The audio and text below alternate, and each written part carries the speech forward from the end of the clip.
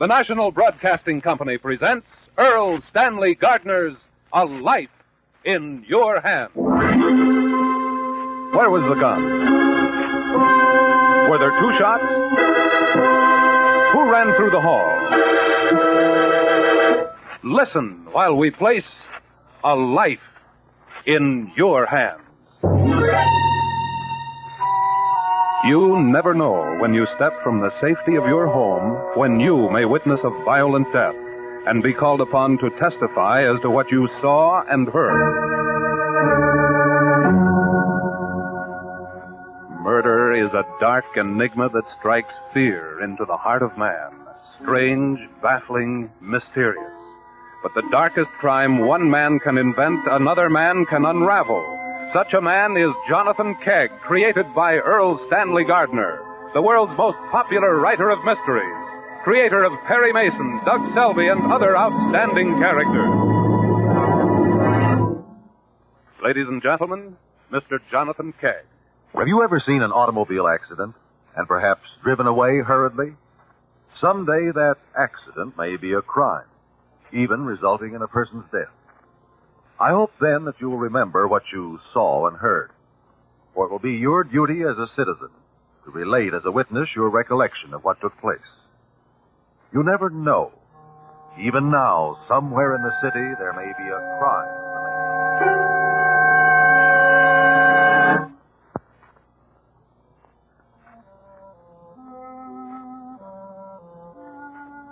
It's almost 6 o'clock, Karen.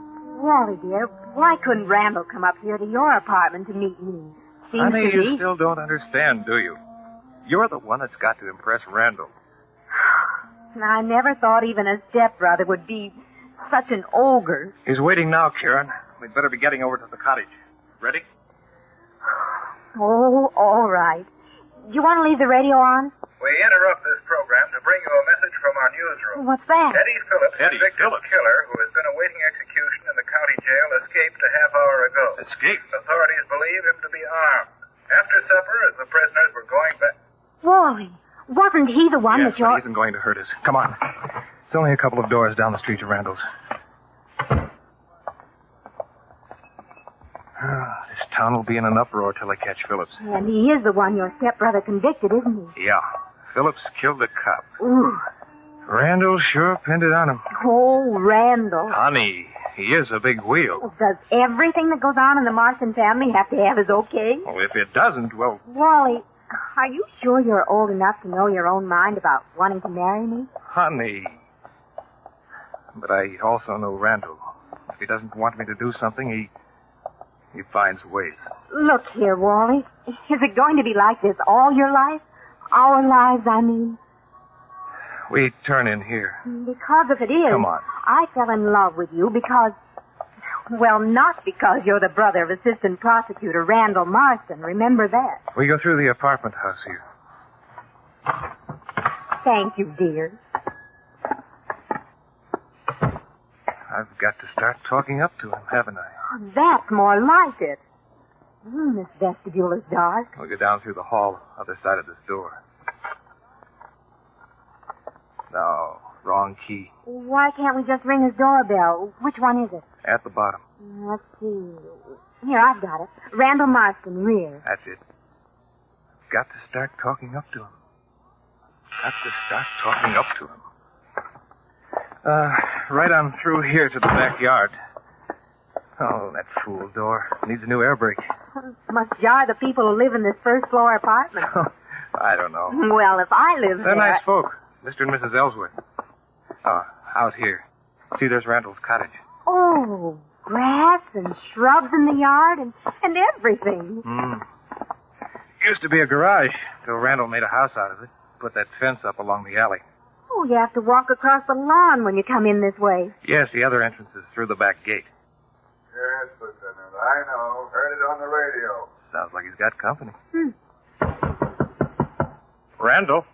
That you, Wally? Come on in, I'm on the phone. Just a minute, Lieutenant. Be with you kids in a minute. Now, Lieutenant, where was that? Oh, I don't think so. Sure, I know Phillips is dangerous. I'm the one he spit all those threats at, remember? But you got the whole police force after him, haven't you? He's the one who ought to be scared. Look, Lieutenant, my house is hard to find. You can't even see it from the street. It's on the alley. He wouldn't know where it is. You boys get on your horse and... Wait till midnight, Lieutenant. If you haven't got him by then you send me a guard. Okay? All right, Lieutenant. I'll stay home and keep the police radio on. Sure, I've got a gun. Okay, Lieutenant. Goodbye. Getting out of town is what Phillips has got on his mind. Well, Wally? Karen, this is my brother, Randall. How do you do, Karen? How do you do, Randall? Haven't we met before somewhere? I don't think so. Maybe you caught her act at Carla's club, Randall. Wally's been talking about you. He's been talking about you, too. Did you know you can do no wrong? Tell me, Karen, how could a girl like you go for my little brother? He's Mr. Marsden, too, you know. Isn't she terrific, Randall? Wally has nothing to offer you. Randall, have you ever thought of Wally as anyone but your little brother? If he'd ever shown any signs that... You think he's going to grow up because he wants to get married, eh? Well, I don't see why not. After all. Quiet, Wally. Mm-hmm. I get it now. So your name's Roberts, is it? Roberts, my eye, it's... Wait. Oh, you haven't told... No, I see you haven't. What are you talking about? What's wrong? I might have known. Leave us for a while, Wally. I want to talk to Karen alone. But, Randall... Do you want me to leave, honey? Bye, Wally. Do as Randall says, Wally. All right, Randall. I'm going. But I want you to know one thing. That thumb of yours bearing down on my neck is getting so it hurts.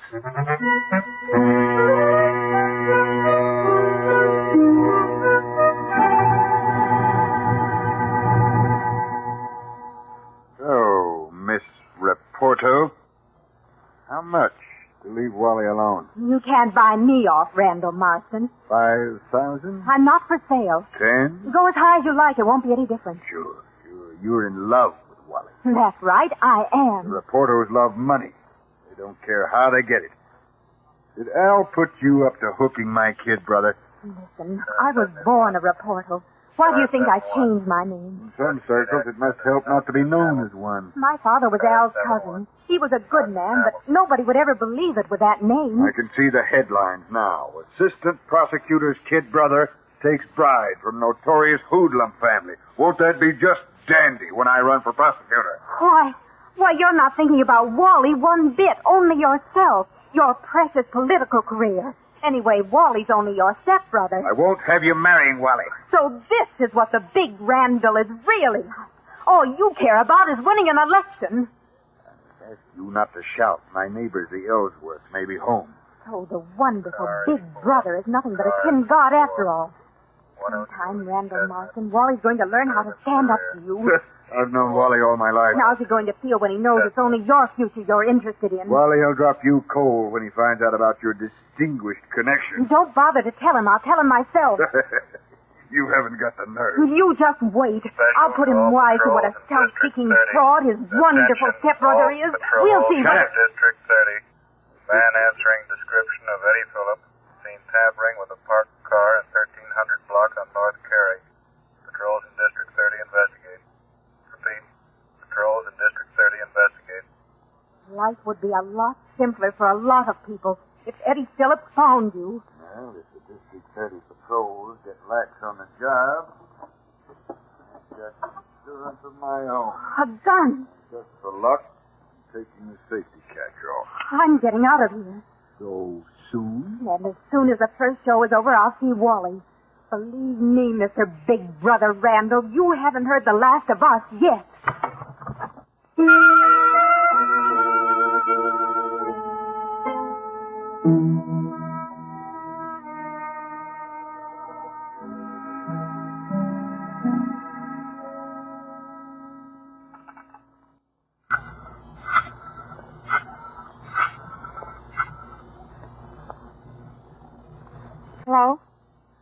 Daddy. This is Mildred Ellsworth.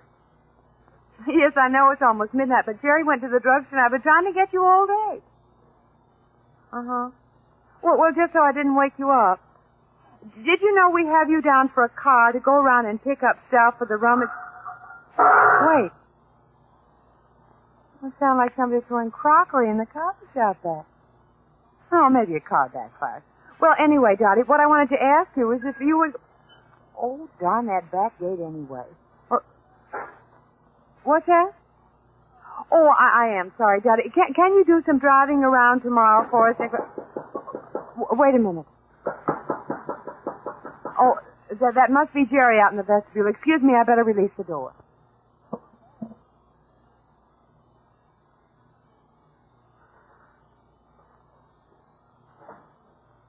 Well, that's not Jerry. Dottie? It wasn't Jerry at all. Was some woman going back to the cottage. Now, about that car, Dottie, we needed to make collections tomorrow for the rummage sale, and that was a shot. Dottie, I'll call you in the morning. Something mighty peculiar is going on.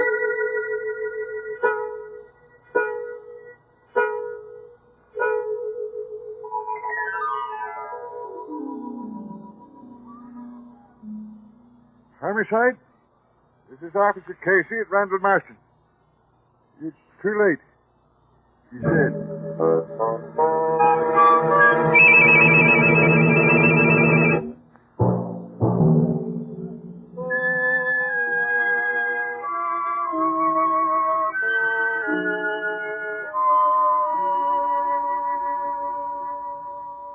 Members of the jury, in view of the prompt apprehension of Eddie Phillips shortly after the time of the murder of Randall Marsden. Mr. Coroner, Yes, Mr. Cage? I would like your permission to enter this case as an amicus curiae. But, Mr. Cage, this is a fairly obvious proceeding with a fairly obvious conclusion.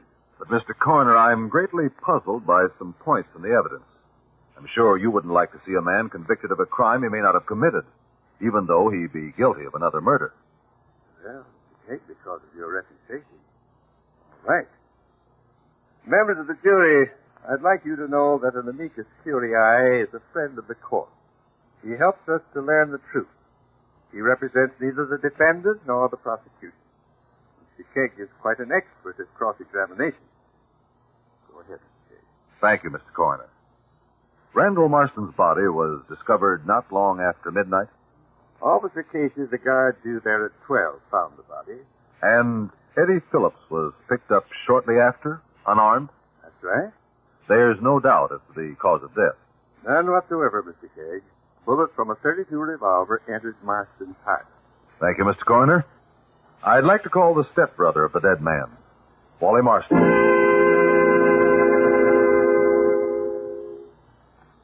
Mr. Marsden, when did you last see your brother alive? About 6 o'clock. Did he seem upset over Phillips' escape? I heard him tell the police that Eddie Phillips would never be able to find where he lived. Then he wasn't concerned. When Karen and I got there, he was refusing to let the police send a guard. Did he say why he believed Phillips couldn't find him? The cottage is pretty hard to find if you don't know where it is. Isn't his address in the phone book? Yes, but his cottage is on the back of the lot, behind the main apartment building. Enclosed in the backyard? Not entirely. The back wall of the cottage looks out on the alley, like a garage. It was a garage until Randall made it over. Then the real entrance was to the alley. No. Oh? There's a high wooden fence that shuts in the cottage and the yard. Any way to get through it? There's a gate, but we keep it locked. Who had keys to the gate? Randall had one, and Sis and I, my sister, we keep ours in our apartment. And the tenants in the building? I don't know. I suppose they have. Who are the tenants? Mr. and Mrs. Ellsworth live on the first floor, and on the second there's a small business firm. A consulting engineer lives on the top floor. He's away a lot. Was he home the last time you saw Randall? I don't know. I didn't notice whose lights were on. Why didn't you live with your brother, Wally? Why, he just went on living there in the cottage after he and his wife were divorced. I live with my sister a couple of doors up the street. Where is your sister? She's out of town most of the time. She travels. Were you on good terms with your brother? Why, Well, he wasn't going to let me get married. Aren't you over 21? I'm 25, but Randall always had to okay everything I wanted to do. I see. What happened when you last saw your brother alive? When I took Karen there to meet him, Yes? he took a notion he wanted to talk to Karen alone. So I left. Why did he want you to leave? He just said he wanted to talk to Karen. Well, did you protest? Well, yes. Where did you spend the rest of the evening? I saw Karen after her first show at Carlos, then I went home. What time did you get home? About 11:30, maybe a little later. Oh, by the way, Wally, did Randall have a gun? A gun? I think so. Yes, he used to go down to the police range and practice. Where was it the last time you saw it? It was on the end table, beside his easy chair. Thank you, Mr. Marsden. You may step down. I'd like to call Miss Karen Roberts.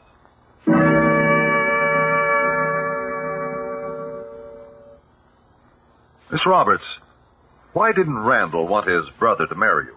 Because... Oh, do I have to tell? We're trying to get at the truth, Miss Roberts. Randall said he wouldn't have me in the family because he wanted to run for prosecutor. What difference would having you in the family make? Oh, it's... Mr. Kegg, my name isn't Robert. No? It's Raporto. Raporto? You're related to Al Raporto? Only distantly. Please, I can't help it. Of course not. Did Randall make a scene? Well, he offered me money, quite a lot, to get out of Wally's life. And you refused? No, I did, Mr. Kegg. He was only thinking of himself. I see. What did he do when you refused? He threatened to tell Wally. I told him not to bother. I'd tell him myself. Did you? Yes, right after my first show at the club. How did Wally take it? He was angry. At you? No. You were rather angry with Randall yourself, weren't you, Miss Roberts? Well, who wouldn't be? I told him it was too bad that Eddie Phillips hadn't already found him. Tell me, Miss Roberts, did Randall give any indication he was afraid that Phillips might find him? I don't think so, but after Wally left, he turned on the police radio. Was there word of Phillips? Something about a man who looked like Phillips. How did Randall act? He got a gun out of his desk and took off the safety catch. What did you do? I got out fast. Were you angry? I was upset. Were you still upset when you went back later? No, I was... When did you go back? Randall was already dead when I got there. He was already dead. How did you get in? I rang and nobody answered. I pounded on the hall door and the buzzer finally released it. What time was this? About 12. I went back to the cottage and there he was on the floor. Did you see a gun? Well, I didn't see anything but Randall on the floor and a lamp all smashed. Why didn't you call the police? I was scared. I ran fast as I could back out to the street. Thank you, Miss Roberts. Mr. Coroner, I'd like to call the man who discovered the body. Officer Casey.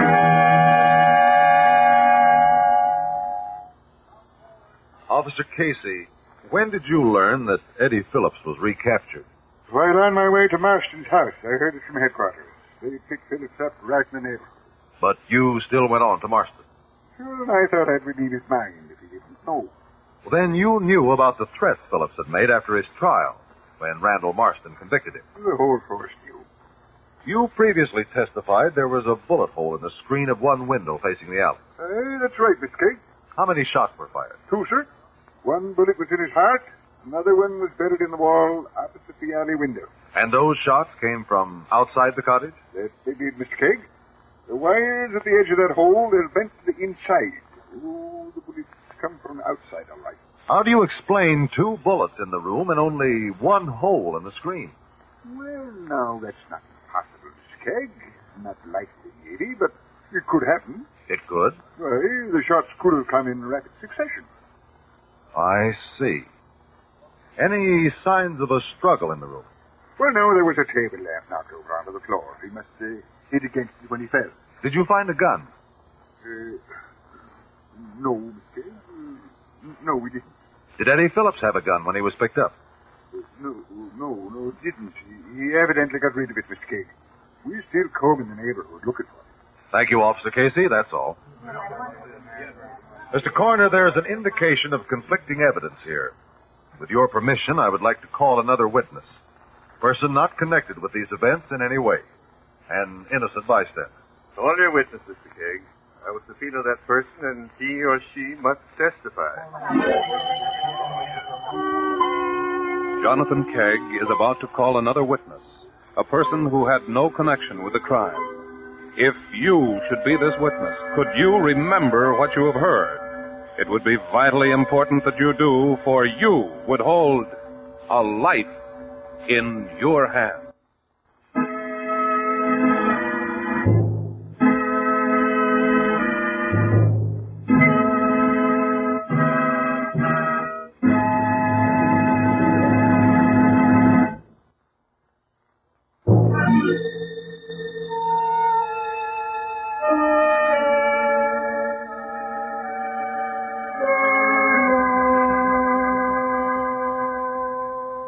Jonathan Kegg has called as his next witness Mildred Ellsworth, who lives in the first-floor apartment of the building which separated Randall Marsden's cottage from the street.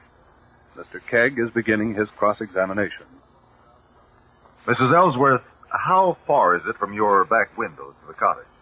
Oh, about like from here to the end of the jury box there. About 50 feet? Yes. How do you get to the cottage? Well, there's a hallway from the front vestibule, runs through the building from the front door to the back. Is there another entrance? Well, there's a gate in the back fence, leads to the alley. I've always thought it would be nice to come in there, especially after we put the car away, not have to walk around the block, you know. Well, you don't use the gate. Oh, no, none of the tenants do except to go out. Why not? Well, it's always locked. Randall Marsden wouldn't give us the key. Well, you can go out by the back gate, but can't get in that way. That's right, Mr. Kegg, not without key. Is the hallway through the building carpeted? Oh, my goodness, no. And the front door makes a lot of noise, too. It needs a new air brake. From your apartment, can you hear plainly what goes on out back? Oh, yes. The back gate, the way it creaks. The hinges need oiling something awful. Can you hear what goes on inside the cottage? Well, not unless people are talking awful loud. Thank you, Mrs. Ellsworth. Now, you were at home the night Randall Marsden was killed. Oh, yes. Did you hear anything unusual that evening? Well, I heard the shot, of course. At what time did you hear the A shot? few minutes before midnight. Can you be sure of the time? Well, my husband went out to get some cigarettes, and I remembered a phone call I should make. I apologize to Dottie for calling her so late, but... Did you hear the shot before or after talking with, Dottie? Oh, both. And other noises, too. I could hardly keep my mind on what I wanted to tell Dottie. What are the noises, Mrs. Ellsworth? Oh, people pounding on the door, running through the hall, and the gate creaking, and... I see. You heard a shot before you called Dottie. Oh, let me see. I was asking Dottie if she could furnish the car, and I heard this crash. The shot? No, the crash. What crash? Well, it sounded like somebody dropped an armload of dishes. And then the noise like... Well, almost didn't sound like a shot at the time, Mr. Kegg. Well, what did it sound like? Well, it was kind of, muffled. Like it was in a box or something. I see. Then you heard the other shot immediately? Oh, no, not right then. First there was the pounding on the vestibule door. Well, what did you do? Well, I thought my husband had forgotten his key, so I pushed the buzzer that releases the door. You released the hall door. But it wasn't Jerry. Somebody went back to the cottage, and I went back to the phone. When did you hear the next shot? It was later. How much later? Well, that shot didn't come till she was running back through the hall.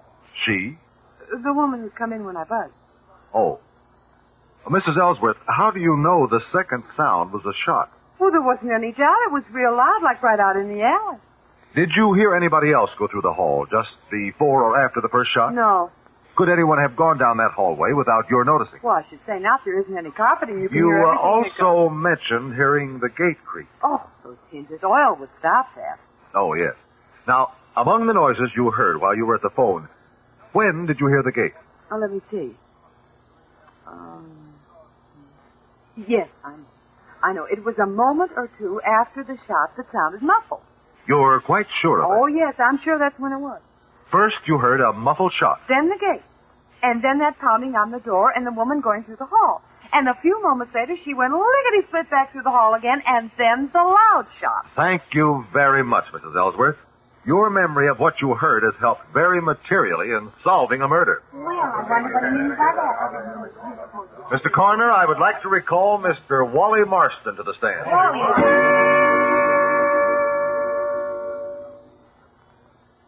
Mr. Marsden, when Karen told you Randall tried to buy her off, you became angry, didn't you? Wouldn't you? If your brother pulled a trick like that? Wally, had you ever realized before that just how much you hated your brother? Hated? When you realized the length to which your brother would go to keep you under his thumb.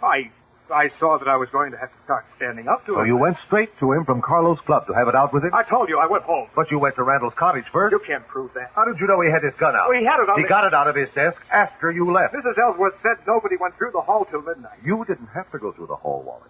You had a key to the back gate. Well, that doesn't prove anything. You entered from the alley, went into the cottage, saw Randall's gun out, grabbed You're it. guessing. He tried to get it from you, knocked the lamp over. You can't prove anything. Wally, Eddie Phillips didn't have a gun when the police picked him up, right after the murder. It isn't reasonable for a criminal like Phillips, who just escaped from jail, to throw away his gun merely because he killed one more man. So what? So, Wally Marsden, it was you who shot your stepbrother. I did not. Then the doorbell rang. It might be the police guard, so you ran out the back gate. No. Through the window, you saw Karen discover the body. She was at the club. So then you fired a second shot through the window to mislead the police. No, I tell you I didn't. Wally, that's the only way it could have happened.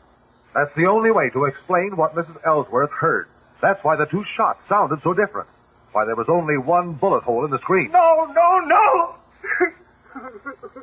What did you do with Randall's gun, Wally? Mr. Coroner, I ask that Wally Marsden be held until his apartment is searched. I think there you will find Randall Marsden's revolver. No, you won't. Why not, Wally? I dropped it down a manhole.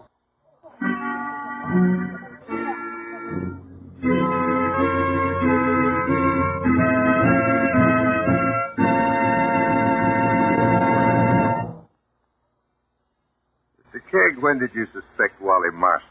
When he let it slip that he'd seen his brother's gun lying out. And finally, when Mrs. Ellsworth heard two shots that sounded different. One of them had to be fired inside of the cottage. Mr. Coroner, there's nearly always a pattern of sound in these cases that, when properly interpreted, will lead to the truth.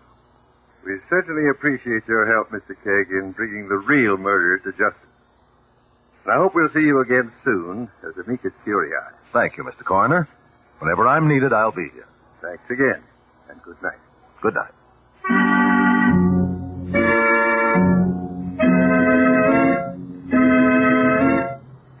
A Life in Your Hands is created by Earl Stanley Gardner with script by Christy Squire, directed by John Cowan.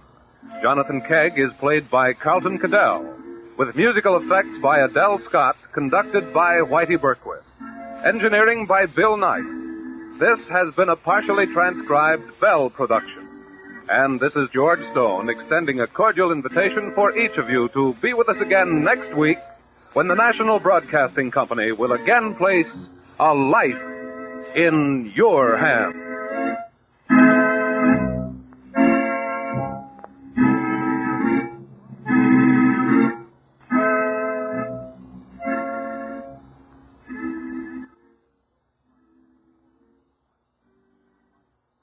This is NBC, the National Broadcasting Company.